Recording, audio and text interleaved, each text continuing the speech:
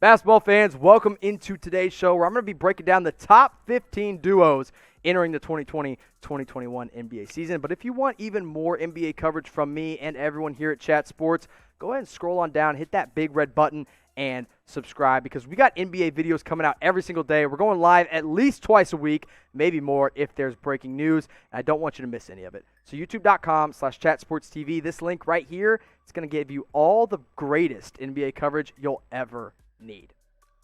Now, I do want to break down the duos that just missed the cut for me in this video, and it was tough, but we came to a consensus around the office that these ones are just not as good as the rest of them that I had in the top 15. Kyle Lowry and Pascal Siakam, solid, just not good enough. Chris Paul and Devin Booker, unproven, and then a very proven point guard, so we'll have to see how they actually mix. John Collins and Trae Young, defensively, I just couldn't put them up there. Also a very unproven duo. Same with John Morant and Jaren Jackson Jr.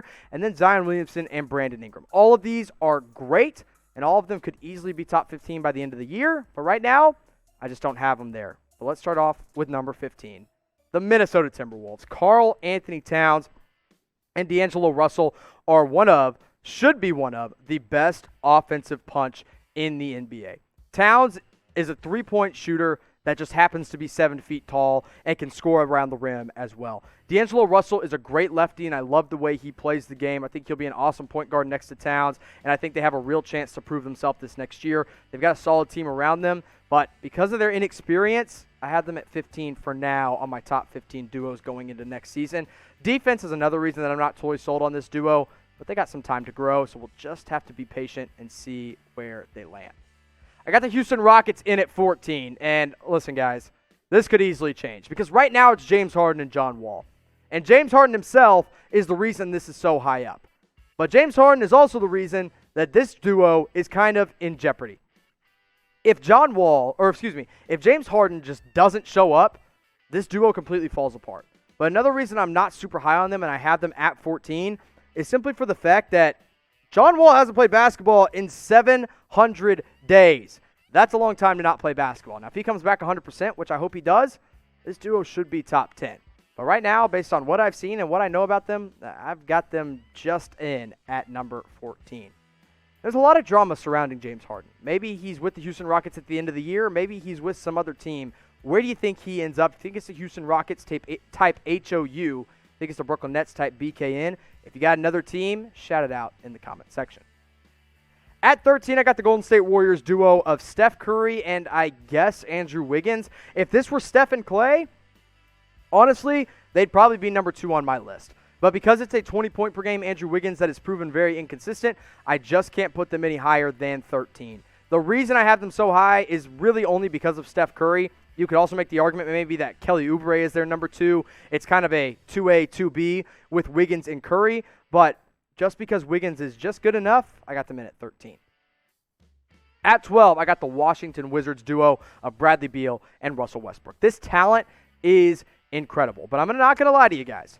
I still have questions about Russell Westbrook. I hope he succeeds in Washington. And I think him moving on from James Harden is a huge step in the right direction. I think he and Bradley Beal should coexist perfectly, and I really love the way that Bradley Beal could play with anybody. That's why I think the success of this duo depends very heavily on Russell Westbrook and how bought in he is to this Wizards team and the Wizards organization. But all around, I think they're going to be pretty solid. That's why I got them in at number 12. Now, if you need a new NBA face mask, Fanatics has got you covered at chatsports.com/NBA mask. With the season right around the corner, literally starting this month, you're going to want to rep your favorite team every single day. And the best way to do that is by getting a mask. Because when you're walking into the office or when you're walking into work, you may not always be able to wear the jersey or the t-shirt of your favorite team that you want to wear, but you got to wear a mask everywhere you go, so you might as well get one from this link, chatsports.com/NBA mask. You can get 1, packs of 2, packs of 3, or packs of 4 right here, right now at chatsports.com/NBA mask. Go check them out. When you use that link, it helps us out and helps our partners out over at Fanatics. My number 11 duo is the one in Utah of Donovan Mitchell and Rudy Gobert. Listen, I think everybody just started to overthink this Donovan Mitchell and Rudy Gobert pairing. And really, it was just like, oh my gosh, Donovan Mitchell is a little unhappy or Rudy Gobert is a little unhappy. All of a sudden, they hate each other.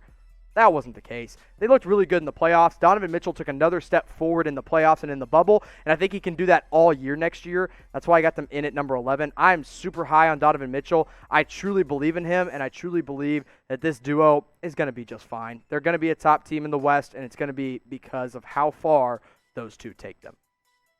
At number 10, the Philadelphia 76ers. Always the very controversial duo of Ben Simmons and Joel Embiid. How well will they work together? How good are they actually going to be able to play together? And when it comes to talent alone, this duo is easily top 10. Ben Simmons has everything you need in him as a 6'8" point guard, basically. Joel Embiid is a dominant force on both ends of the floor. And if they can figure out how to play together a little bit better, they could be even higher. I think Doc Rivers wants to use a little bit of more of a pick and roll system with Ben and Joel. And if that's the case, this duo is easily top 10. I'm interested to see how Doc Rivers uses them. I think that will be a real telling point. This could be a real turning point in that relationship for Ben Simmons and Joel Embiid. But let's say one of them gets traded. Let's just say the experiment ceases to work.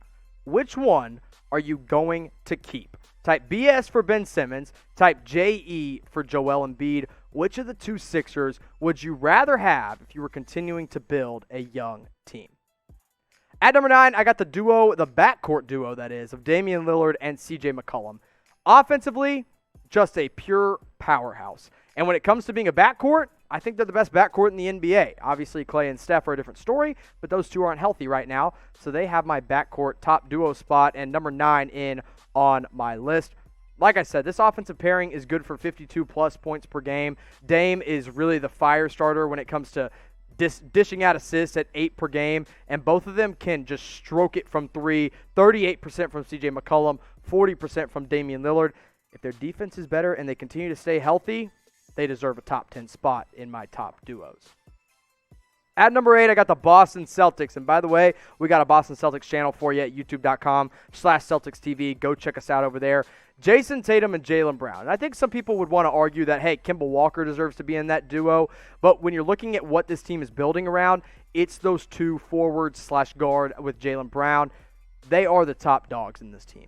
And not only are they so young that they can keep moving forward, they've already proven themselves right now. And they've already taken this team to the playoffs and deep in the playoffs multiple times. Not only that, but this team is so well built around them. When you look at the Sixers and you think Joel Embiid and Ben Simmons, they don't build around them well. A little bit better this season, but with the Celtics, they have always built around these two perfectly. They've got their defensive guy in Marcus Smart. They've got a good rebounder in Tristan Thompson. They've got a playmaking guard in Kemba Walker, and Jason Tatum and Jaylen Brown are always going to be the centerpiece for that Celtics team.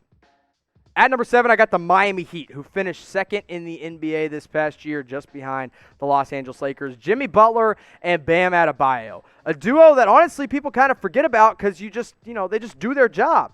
They're quiet. There's not a lot of drama in Miami all of a sudden, which is weird because usually where Jimmy Butler's been, there's been drama. Not since he's been in Miami. He puts his head down and he works. Again, this is a duo that isn't really flashy, but they get the job done. If I had them any lower than 7, I think it would be just a crime against humanity. So I think they deserve this spot. Defensively, by the way, probably the best duo on this list. At number 6, I got the Denver Nuggets, Nikola Jokic and Jamal Murray, my friend Tom Downey's favorite duo in the NBA, because these two have wreaked havoc. They took this team to the Western Conference Finals. Jamal Murray, being the shooter that he is, helps his team so much. And if he continues to do what he did in the bubble next season, this Nuggets team has no excuse not to be back in the Western Conference Finals. I mean, just both such unique players. Nikola Jokic obviously being the big, huge point guard basically in a center's body, while Jamal Murray can play off the ball, although he's always played more of that point guard role. This duo is always good for 40-plus points per game. They can always shoot the ball well at 40+% from each of them. I like what I've seen out of both of them, and they're just a fun duo to watch. I enjoy seeing them play basketball. But let me know who you guys enjoy seeing playing basketball the most of all time. Give me your favorite duo ever. Of course, you have the classics like Kobe and Shaq, MJ and Scottie Pippen, Tony Parker and Tim Duncan, Dirk and Steve Nash. Or maybe it's a current one that you haven't seen come up on this list yet. No, let me know in the comment section, who is your favorite NBA duo of all time? Get your votes in right now, whoever it may be. Let me know in the comment section your favorite duo ever, not just this year, not just for next year, but of all time. Let's get into the top 5 with the Milwaukee Bucks, and it's Giannis Antetokounmpo and Jrue Holiday as my top 2 guys. And because Giannis is honestly a back-to-back MVP and could win it again next year for all we know, they deserve to be top 5.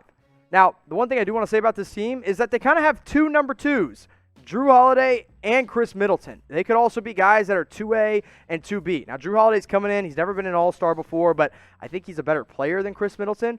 But Chris Middleton has earned that all-star status. And I think if your number 2 is one of these 2 guys on any given night and the other one's number 3, it's still top 5. It doesn't really matter what your duo is as long as Giannis is at number 1. I mean, this team is really, really good now, and they're going to be really, really good for a long time. And defensively with Giannis and Jrue Holiday, you really can't go wrong with that, but I also love Chris Middleton. And then in at number 4, I actually have the Clippers duo of Kawhi Leonard and Paul George. And I know you're like, Jimmy, top 4, weren't they like number 2 on your list last year? They were. Not anymore. After what I saw in the playoffs and what I've heard from them in the offseason, it's been nothing but drama, and I'm not sure that these 2 are ready to actually compete at a championship level together because I don't know how well they actually coexist, and I don't like the way that they've been playing together lately. I will say this. Kawhi Leonard is he is a top 5 player in the NBA, but he has to make sure, and that team has to make sure, that they stay out of drama. And right now, they haven't proven that they can do that. So, in all honesty, that's why I have them in at number 4. At number 3, I got the Dallas Mavericks of Luka Doncic and Kristaps Porzingis. Luka Doncic is the MVP favorite entering the year. That's not just coming from me. That is coming from Vegas. He is the odds-on favorite to win it this season. And when your top player is that good, you obviously deserve to be top 3. But let's not forget how good Kristaps Porzingis is. When he's healthy, this guy is a borderline top 10 player in the NBA. And we saw that play out in the NBA bubble and in the NBA playoffs. And when you put those averages together, these guys average 57 points per game collectively, nearly 20 rebounds, 10 assists, obviously all coming from Luka at that point. They were efficient shooters at 50%, and both of them shot the 3-ball super well. As long as these 2 stay healthy, and that is the only key to success for them, they are going to win a title or multiple titles together. But let me know what you guys think. Will Luka and Kristaps Porzingis win a championship together in Dallas? Type Y for yes or type you're in for no. That's okay. You're allowed to disagree with me. Let me know about it. But if you want more Dallas Mavericks coverage, I've got you covered there too at youtube.com/allthingsmavs. My second duo in the NBA is the Brooklyn Nets, Kevin Durant and Kyrie Irving. Listen, they are probably the most proven duo when it comes to just pure talent of the 2 together, or second most proven. That's why I have them in here at number 2. And if they can stay out of drama, unlike James Harden and Russell Westbrook were able to do, they should be just fine on the court. And another thing is the health of Kevin Durant. What's that going to look like? What's it going to look like with Kyrie Irving's shoulder? Are they going to be 100%? If they are, they're easily the second best duo in the NBA behind the obvious number 1, the Los Angeles Lakers. LeBron James, Anthony Davis. You guys knew it was coming. Everybody knew it was coming from all across the world because they won a championship together. LeBron James is still an MVP caliber player. Anthony Davis is the best defensive player in the NBA. And this year, I think he'll be a top 3 MVP candidate as well. This is the year that Anthony Davis will really step into that leadership role and kind of begin to take over the Los Angeles Lakers' reins from LeBron James. I think they deserve this number 1 spot, and I think anyone who argues with me is absolutely crazy. But you saw my top 15. Actually, you saw my top 20 because you saw some guys that I might have left out or that I did leave out. So which duo do you think I'm too high on, or which duo do you think I'm too low on? Let me know in the comment section. If you think I'm being a hater, go ahead and shout it out in the comment section.